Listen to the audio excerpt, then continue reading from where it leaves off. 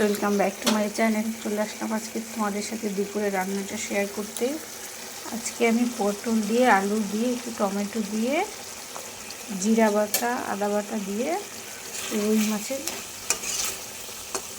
ঝোল করছি। এখানে আমি রুই মাছটা ভেজে রেখেছি, দেখো রুই মাছটা।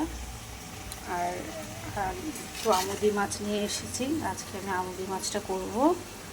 আজকে সকালে আমি বাজারে গিয়েছিলাম, তাই কারণ আমুদি মাছটা আমার ঘরে কেউ খেতে চায় না, আমিই খাই, তাই আমি আজকে এটা বাজার থেকে নিয়ে এসেছি।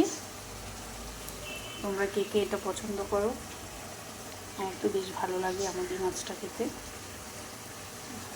আর একটু কলমি শাক ভাজা করব। এই হচ্ছে আজকে আমার রান্না। পটল আলুটা আমি এখানে একটু কষিয়ে নিচ্ছি, কষানো হয়ে গেলে একটু ঝোল দিয়ে দেবো, তারপর মাছটা ছেড়ে দেবো। হলো আজকে আমার রেসিপি। কেমন হয়েছে বলবে, ভালো লাগলে লাইক কমেন্ট শেয়ার করে দিবে। Tata friends.